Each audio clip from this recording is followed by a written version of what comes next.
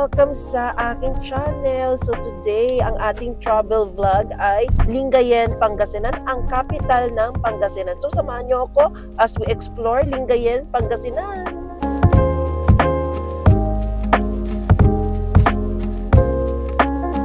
First stop namin dito sa Lingayen ay ang Lingayen Baywalk. Kung ang Manila ay may Baywalk, dito rin sa Lingayen meron din sila. So ito yung Lingayen Beach, guys. Nakakamiss. Yung last kong punta dito, 2017 pa.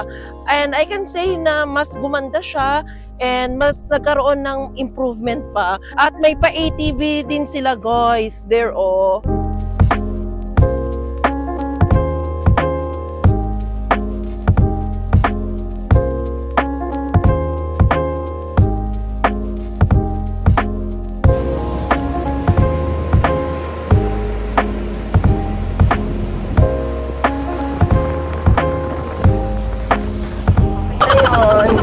Nandito ako ngayon sa loob ng provincial capital. Ito guys ay ang office ng governor ng buong Pangasinan. And by the way, kung napapansin niyo yung interiors nito ay American inspired. Ganito yung parang pareha sa mga city hall din sa USA kasi itong provincial capital na ito ay itinayo noong panahon ng Amerikano. So specifically, ang nagpatayo nito ay si Daniel Burnham. Tara, libutin natin itong provincial capital.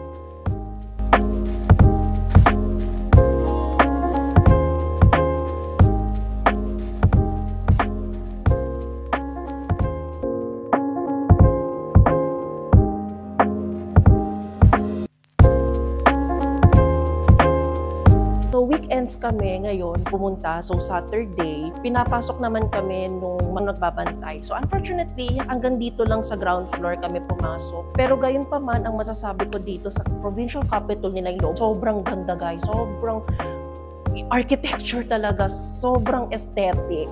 Sobrang cutesy. Wala akong masabi. Sobrang linis.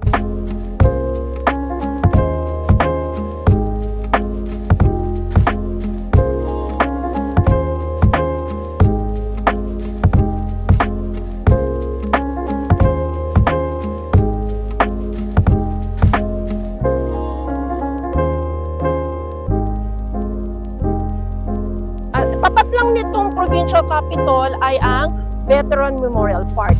Ginawa itong Veteran Memorial Park upang gunitain ang World War II na ginanap sa Lingayen Gulf. So sa history, kung nakikinig kayo sa history teacher ninyo, and I'm pretty sure na sa inyo, majority sa inyo hindi naman nakikinig, baka natutulog lang kayo, ang Lingayen po ay isa sa mga battlefield noong World War II. Kaya dito rin makikita ninyo yung mga ilang kagamitan na ginamit noong World War II. So, paano kaya pag ako gumamit nito? Kaya ko kaya to? Ay, grabe. Grabe, no? Ang laki ng baril. Pag ito tumama sa'yo to, patay kang bata ka. Guys, nagugutom na ako. Alam niyo naman na syempre pag nagugutom ako, medyo nanghihina ako. So, pumunta kami dito sa Naro Cafe. O, diba? Ang lakas maka-flavor ng milk tea. Taro. So, gutom na ako guys. Hintay lang namin yung orders namin.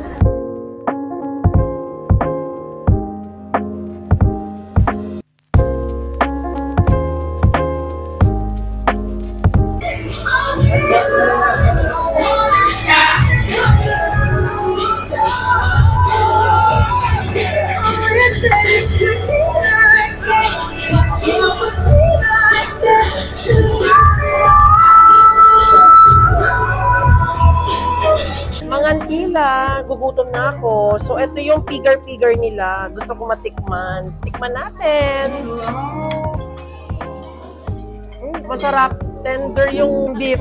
Masarap talaga ng kalamansi. Grabe, na-enjoy ko dito sa Naro Cafe and Restaurant.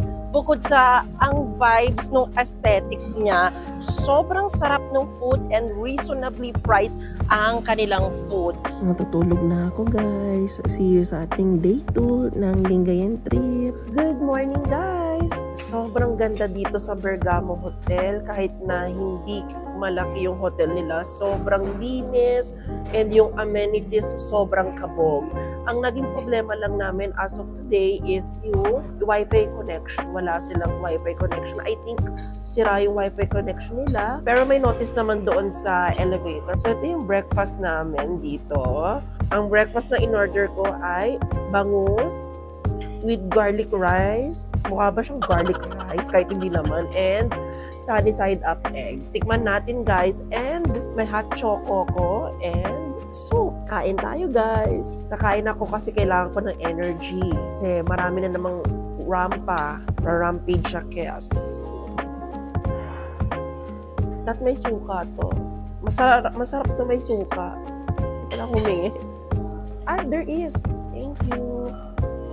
Tikman natin with the suka.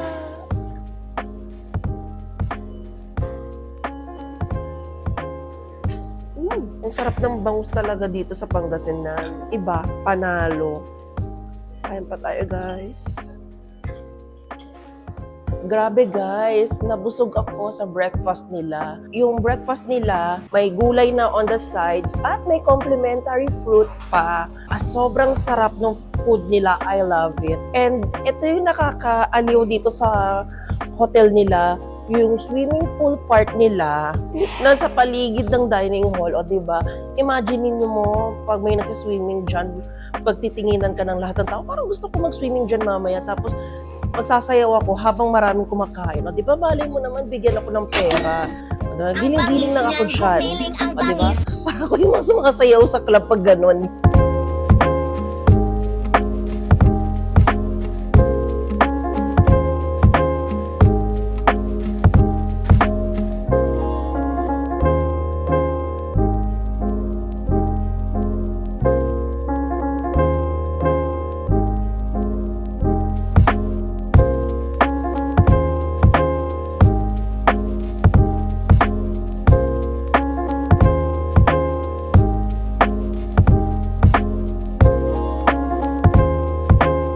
Sunday ngayon, so syempre as a Catholic, kahit na hindi halata sa itsura ko na nagdadasal naman ako guys. Syempre, marami akong pinagdasal. Dahil malapit lang sa hotel namin yung church, pinunta na namin itong Lingayen Church o ang official name niya ay Co-Cathedral, wait lang, baka, ayun, Co-Cathedral Parish of the Epiphany of Our Lord. Co-cathedral siya kasi ito rin yung seat of diocese ng Pangasinan bukod sa Dagupan. Kaya siya tinawag na co-cathedral kasi yung dalawang church ay nag-share sa isang diocese. In this case, it's yung ka-share ni Lingayen Church ay si Dagupan Church. Itong church na to, matagal na to guys. 1500 something pa to. And ang nagpatayo nito ay mga Agustinian missionaries. Tingnan nyo guys, tahanan ng Diyos, may basurahan. Kaya tama ba to? Ganda-ganda ng simbahan, yung binababoy ninyo. Sana naman sa mga makit na pakita dito, itapon ninyo to ng maigi tapon ninyo. Kaloka kayo. Kadiri.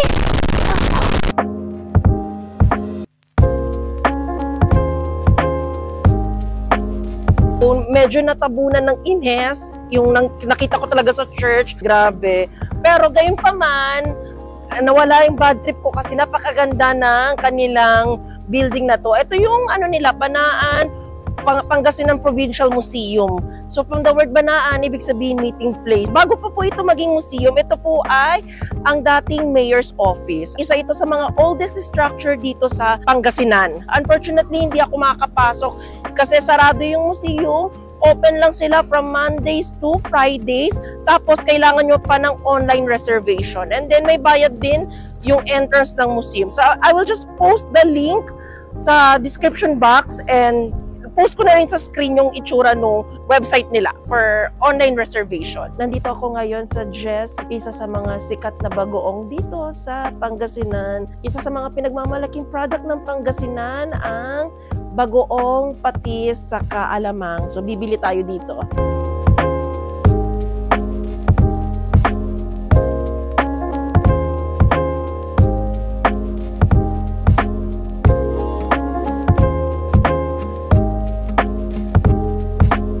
Lunchtime tayo guys. Nandito kami sa Huma Persian Grill. Dito sa Lingayen Beach Walk. Grabe guys, ang init. Kaloka. So, umorder kami dito ng, syempre, mga Middle Eastern food. So, try natin itong eggplant dip nila. Hindi ko alam kung anong tawag sa Arabic name. Okay, with pita bread, of course, masarap to. Try natin. Sarap. Ito naman in-order ko doon sa kabilang side. Anea. Try natin itong ice blended strawberry nila. Try natin, guys. Sarap, tamang-tama lang yung tamis. Paano po yung masarap? Masamit. Love it. Diba rhyming? Subukan naman natin ang kanilang beef kebab and chicken biryani. Sarap siya and taste authentic na biryani without na yung masyadong spicy. Hindi nakaka-intimidate. Tamang-tama. Ang beef kebab naman. Sarap din yung beef kebab nila. Tender yung meat. Lasang-lasa mo yung spices. Tamang-tama yung alat. Love it. And by the way, yung name pala ng restaurant, correct ko lang sarili ko, it's Huma Persian Cuisine. Yun yung name ng restaurant. Sorry.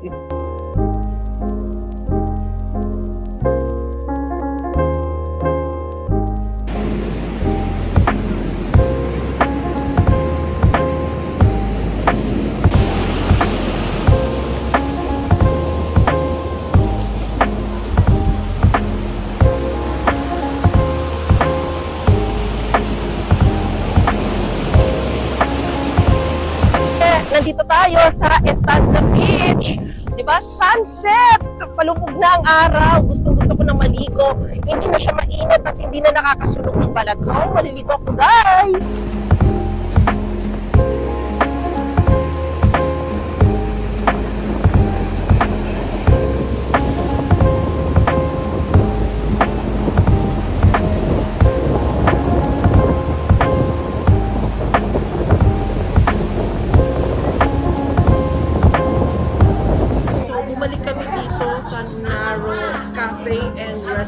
Sobrang sarap kasi dito, guys. Ito ko lang sa inyo yung estancia na pinuntahan namin. Well, actually, ang masasabi ko sa beach, malinis naman siya. Ang problema lang doon, walang amenities. Guys, nakakaloka. Imagine mo, pag naligo ka doon, walang shower, walang restroom. Ang lakit-lakit sa feeling. So, kung pumunta kayo, guys, doon and medyo adventurous kayo, bring your own water. Kasi maglalagkit kayo doon. Pero so far, I really love the estancia. Sana lang ma-improve pa nila yung area. Ay, isang kilo. Ay, akala ko. Isang kilo. Wow! Magkano po ito? Wow, 120. Isang kilo na ng ripe mangoes. May get 1 kilo na to, 120 lang. Kabog. To, iba talagang presyuhan dito ng mga mangga. Ano po ito? Espada. Magkano po? 51, 4, 50, 460, 400 dito. Pinakamahal ng rice. 250. Ayan. Ay, grabe naman kalaki yan. Magkano to? 60, 350 na lang sa'yo. 1/4 lang. 1/4? Yes. Sige, 1/4 lang. Tikman lang natin. Tikman lang. Hindi. 1/4 ba? Magkano yan? 360, 350 na for you. Hindi maalat yan. Ako, ito ganito karami, may dagdag pa. Ay, sige. Sige, kunin na natin. Anong tawag po dito? Espada. Espada. Pakita natin. Isang, Pinka. Pinka! Di ba? Cute, oh. Para siyang ruler. So, magkano po yung tuyo nyo? 100 yung first class. 80 dito. Ano yung ilang timbang nitong tuyo na nito? 1/4. 1/4? Sige, 1/4 po. Sariwa ang kanilang mga dried fish. Ito, may dagdag pa. Ay, kabog.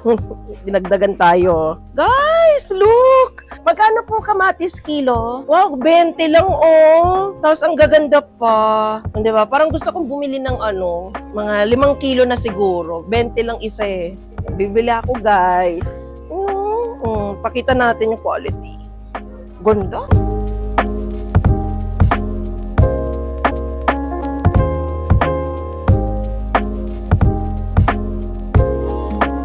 So, yun lang guys. Nag-enjoy ako dito sa stay ko sa Lingayen, Pangasinan. And definitely, babalik ako dito kasi sobrang ganda dito guys. Alam nyo na guys, like, comment, and hit the notification bell para lagi kayong updated. And also sa mga hindi pa naka-follow, subscribe nyo lang ang aking YouTube channel and also social media accounts ko. Huwag nyo kalimutan.